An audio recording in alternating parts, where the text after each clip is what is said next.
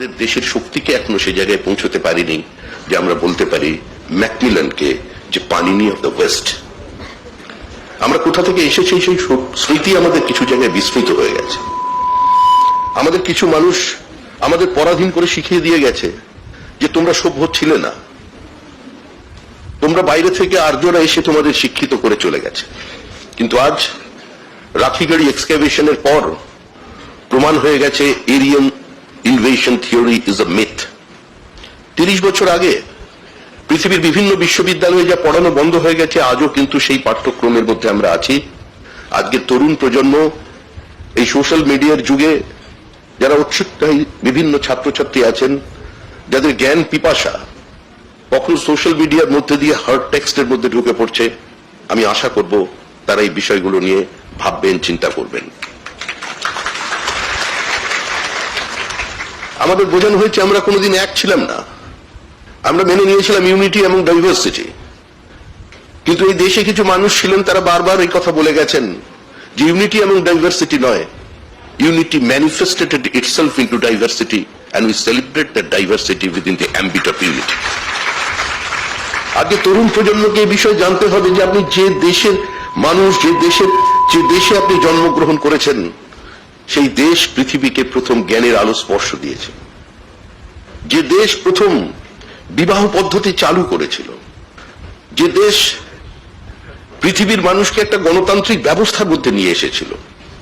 Greece তার Democratic সেটআপকে 99 সালের বেশি ধরে রাখতে পারেনি, কিন্তু আমরা 1000 বছর ধরে আমরা আমাদের এই গণতান্ত্রিক ব্যবস্থাকে আমরা রেখে দিয়েছি।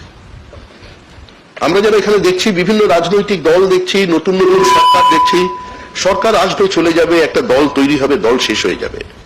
কিন্তু ভারতের মাটির যে বহুত্ববাদ, একম সদ বিপ্রা বহুধা বদন্তি, যে কথা নিয়ে আজকে আমাদের সমাজ, এই চলমান সমাজ এগিয়ে চলেছে, এই সমাজ এই দেশেই কিন্তু প্রথম ব্যালট পেপার এর প্রচলন হয়। আজকে তামিলনাড়ুতে চোলেরা তাদের প্রথম তারা তালপাতাকে ব্যালট পেপার হিসেবে ব্যবহার করেছিলেন।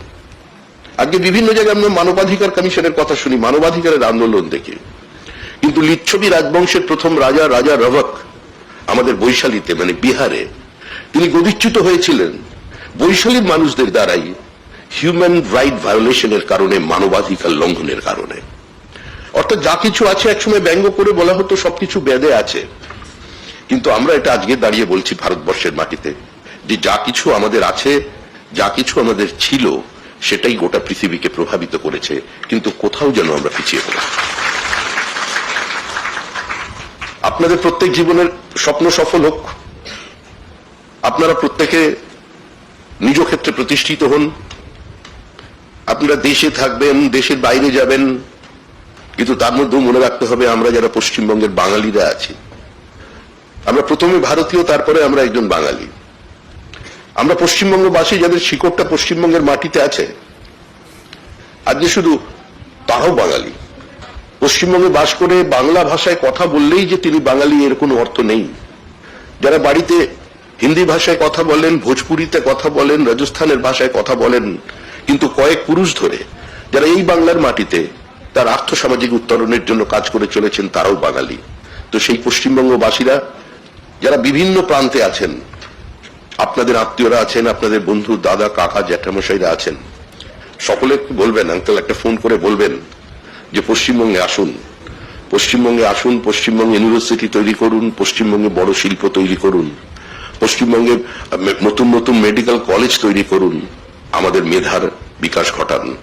আমি আবার সেদিন শেষ করব যে কালিদাস রায় বহু বছর আগে লিখে গিয়েছেন, বর্ষে বর্ষে দলে দলে আসে বিদ্যা মঠতলে, কিন্তু সেই একই কবিতায় শেষ দিকে তিনি লিখছেন, ম্লান মুখ কখনো না দেখি। আজকে আমি যাদের সামনে দাঁড়িয়ে আছি তাদের মুখ ম্লান নয়, তাদের মুখ উজ্জ্বল, তাদের পরিবারের মুখ উজ্জ্বল। তারা তাদের প্রতিভা দিয়ে, তাদের মেধা দিয়ে, তাদের অধ্যাবসায় দিয়ে তারা তাদের প্রতিষ্ঠা করেছেন। শ্রদ্ধাবান লভতে জ্ঞানম, যাদের শ্রদ্ধা আছে শিক্ষকের প্রতি, তারা জ্ঞান লাভ করবেন।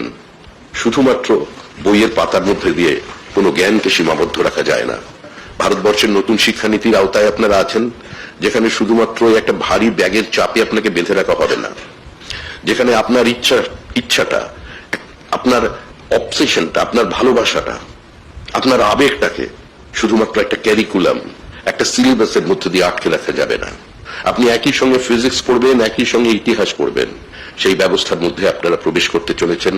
আগামী দিন আপনাদের সুন্দর হোক, সফল হোক। আপনারা জীবনে সবাই দেশের মুখ উজ্জ্বল করুন, পরিবারের মুখ উজ্জ্বল করুন এবং নিজেদের নৈতিকতা নিয়ে এই দেশের মাটিতে জন্মগ্রহণ করেছেন, এই গৌরব নিয়ে দেশে এবং বিদেশে প্রতিষ্ঠিত হন। ভারতবর্ষকে পৃথিবীর সর্বশ্রেষ্ঠ আসনে প্রতিষ্ঠা করুন, এই আবেদন করছি। প্রত্যেকে ভালো থাকবেন।